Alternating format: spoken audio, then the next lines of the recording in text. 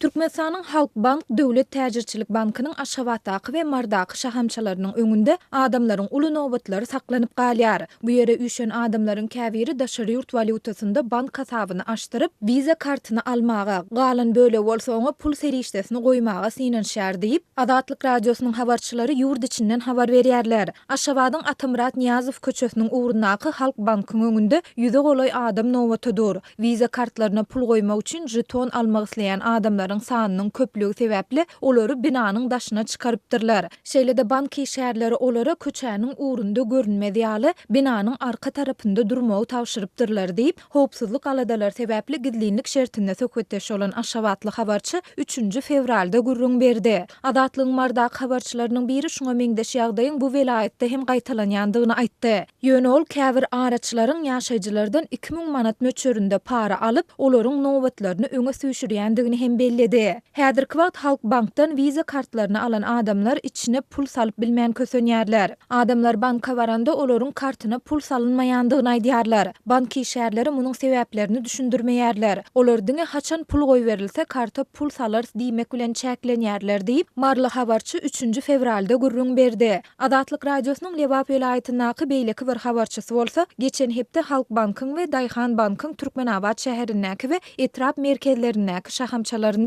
viza kart almak üçin her gün adamdan 500 çemesi adamyň üýşendigini aýtdy. Ýöne ol häzirki wagt şol raýatlaryň ýekejesiniň hem ýokdugyny, sebäbi daşary ýurtlarda peýda bolan virus bilen bagly ýurtda karantin ýagdaýynyň dowam edýändigini bellidi. Onuň sözüne görä, munyň bilen bagly raýatlaryň Özbekistana ýa-da Gadagstana gidip viza kartlaryndaky puly nagdlaşdyrmak mümkinçiligi çäklendirildi. Şol sebäpli banklaryň şahamçalarynyň öňünde nobatlary ýok diýip Lewaply habarçy 3 fevralda beren maglumatynda aýtdy. Adatlyk radiosyna baýdylanlar barada Halkbankyň Aşgabatdaky, Mardaky we Lewapdaky şahamçalaryndan kommentari almak häzirlikçe başartmady. Halkbankyň Aşgabatdaky we Mardaky şahamçalarynyň öňünde viza kartyny almak we pul serişdesini goýmak isleýän adamlaryň uly nobatlarynyň emele gelendigi barada Adatlyk radiosy 21 ýanwarda habar beripdi. Türkmen häkimetleri 2016 ýylyň ýanwarynda dollaryň nagd sowdasyny ýatyrdy. Şondan bäri bir Amerikan dollarynyň resmi kursaky bahasy 3,5 manat görnüşinde saklanýan bolsa-da, onuň gara bazardaky narhy 5 ýeseden hem köp gymmatlap 20 manada ýetdi. Dollar çäklendirmesiniň we gymmatçylygynyň fonunda viza kartlary ýurt raýatlarynyň resmi kursdan dollar satyn almagynyň ýeketäk çeşmeleriniň biri bolup durýar.